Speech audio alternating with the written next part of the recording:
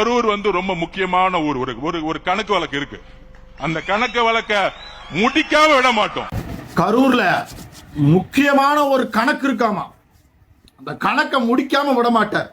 நான் கோவப்படுறேன்னு யாரும் தப்பா நினைச்சுக்காதீங்க. இந்த வீடியோவை பார்த்துட்டு வாங்க. முடிக்காம விட மாட்டோம்.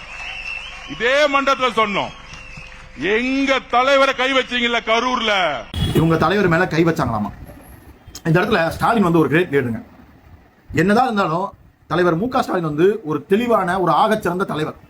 அப்ப இந்த கரூர் சம்பவம் நடந்த போது விஜய் மேல அனைவரும் குற்றச்சாட்டு வைக்கும் போது ஸ்டாலின் அவர்கள் ஒரு வீடியோ போடுறாரு. எந்த ஒரு தலைவனும் தன் தொண்டர்களையோ தன் மக்களையோ சாவதை விரும்ப மாட்டான். அப்படி இருக்கும்போது ஒரு குறிப்பிட்ட தலைவர் மீது பழி போடாதீர்கள் அப்படின்னு விஜய் அவர்கள் மேல பழி சுமத்தாதீங்க சொன்னாரு. அவர் ஒரு கிரேட் லீடர், நீங்க கிரேட் லீடர் இல்ல, கேடு கெட்ட லீடர். சரி, உங்க தலைவர் மேல கை வச்சது யாரு? சிபிஐ 2 வாட்டி டெல்லியில கூப்பிட்டு உங்க தலைவரை விசாரணை பண்ணிருக்கு. இன்னும் விசாரணை இருக்குது. அந்த சிபிஐ வழக்கு வேணும்னு கேட்டது யாரு? நீங்க.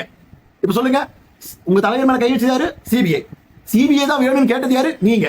இப்ப சொல்லுங்க, எங்க மக்களை கை வச்சீங்களா ஸ்டாலின் அவர்களே? உங்கள் மக்கள் மேல கை வச்சது யாரு விளையாட்டு? தெளிவா சொல்லு, உங்கள் மக்கள் மேல கை வச்சது யாரு விளையாட்டு? 12 மணிக்கு விஜய் வருவார்னு புசியானந்த அறிவிப்பு விடுறாரு.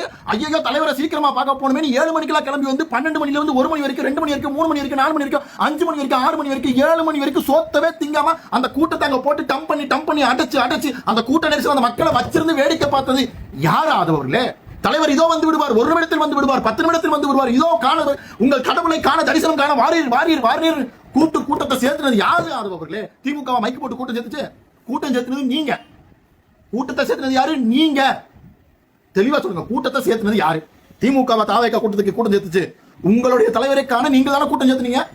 அப்ப சொல்லுங்க அவர்களே, இந்த கூட்டத்தினால் வந்த நெரிசலுக்கு யார் காரணம்? தெளிவா சொல்லுங்க. எங்களுடைய மக்களை காவல்துறை மூலமா கொன்று குவிச்சீங்களா, அதுக்கான பதில்.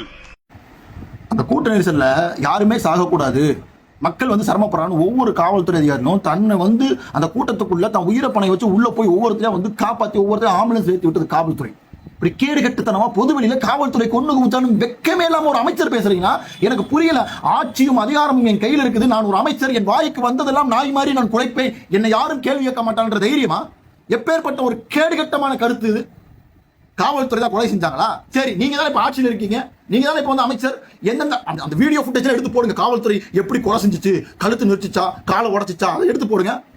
வெக்கமே இல்லாம பொதுவெளியில நான் பொய் தாண்டா பேசுவேன், நான் பேசுறது பொய் தாண்டா, இந்த பொய்யை நம்புறதுக்கு ஒரு மிகப்பெரிய முட்டாள் கூட்டத்தை நான் உருவாக்கி வச்சிருக்கேன்டா, நான் பொய் பேசினாலும் அவன் ரசிப்பான்டான்னு பேசுறீங்க பாத்தீங்களா? இது ஒரு கேடுகட்டத்தனம். இந்த கேடுகட்ட அரசியல் எவனுமே பண்ணதில்லை தமிழ்நாட்டில். இந்த ஈத்தரை பிடிச்ச நாரத்தனமான அரசியல நீங்க மட்டும்தான் பண்றீங்க மிஸ்டர் ஆதவர்களே. இது ஒரு கேடுகட்டத்தனம், மாத்திக்கணும்.